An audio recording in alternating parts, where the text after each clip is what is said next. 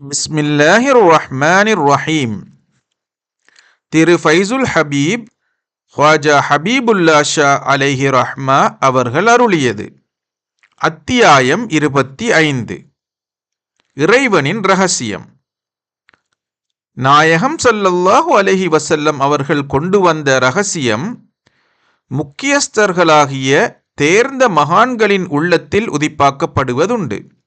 அவர்களின் கூட்டத்தார் 4 பீர்களாகவும் 14 காண்வதாக்களாகவும் பிரபல்யமாகி ஞானத்துறையிலே வழிகாட்டிகளாக உதவி புரிகின்றார்கள். 14 காண்வதாக்கள் அல்லது ஞான கிளைகளின் விளக்கம் வருமாறு. 4 பீர்கள் என்பதற்கு விளக்கம், ஹஸ்ரத் அலியன் கர்ரமல்லாஹு தஆலா வஜ்ஹஹு ரலியல்லாஹு தஆலா அன்ஹு அவர்களுக்கு 4 ஹலீஃபாக்கள் இருந்தார்கள். இவர்களை 4 பீர்கள் என்றும் சொல்கின்றார்கள்.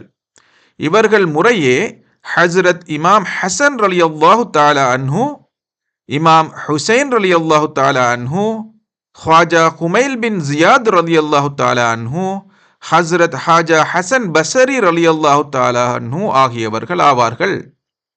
ஹஸ்ரத் ஹாஜா ஹசன் பஸரி ரலியல்லாஹு தஆலா அன்ஹு அவர்கள் ஹஸ்ரத் இமாம் ஹுசைன் ரலியல்லாஹு தஆலா அன்ஹு அவர்களிடமும் ஹாஜா ஹுமைல் பின் ஜியாத் ரலியல்லாஹு தஆலா அன்ஹு அவர்களிடமிருந்தும் உபதேசம் பெற்றவர்கள் ஆவார்கள்.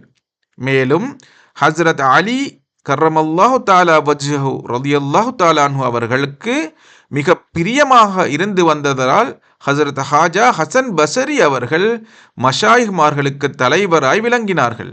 எனவே பெரும்பான்மையான சில்சிலா ஹசன் பஸரி ரலியல்லாஹு தஆலா அன்ஹு அவர்கள் மூலமாக ஹஸ்ரத் அலியன் கர்ரமல்லாஹு தஆலா வஜ்ஹஹு ரலியல்லாஹு தஆலா அன்ஹு அவர்களை சென்றடைகின்றது. 14 காண்வதாக்களும் மற்றும் காண்வதாக்களின் மூலம் உண்டான கிளைகளும் மொத்தமாக முஜ்மலாக எழுதப்பட்டு வருகின்றன.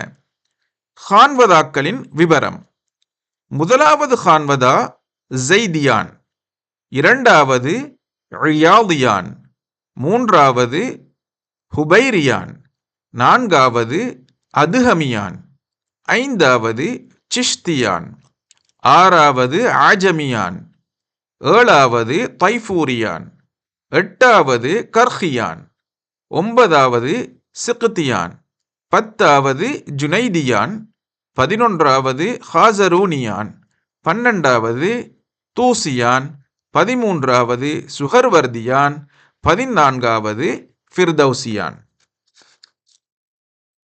ஆகையால் ரசூல் ஸல்லல்லாஹு அலைஹி வஸல்லம் அவர்கள் குலஃபாயே ராஷிதீன்கள், புனித இமாம்கள், முன்னைய அவுலியாக்கள், பின்னைய அவுலியாக்கள் ரிதுவானுல்லாஹி அலைஹிம் அஜ்மஈன் ஆகியவர்களை பின்பற்றி ஒழுகுவதிலேயே பரிபூரணத்துவம் பெறுவது அடங்கி இருக்கின்றது.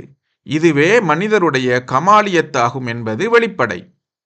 அல்லாஹ்வுக்கு வழிபடுங்கள், ரசூலுக்கும் வழிபடுங்கள், உங்களில் உள்ள தலைவருக்கும் உலுல் அம்ரு எனப்படும் தலைவர்களுக்கும் வழிபடுங்கள் என்று அல் குர்ஆனிலே கட்டளை இடப்பட்டுள்ளது.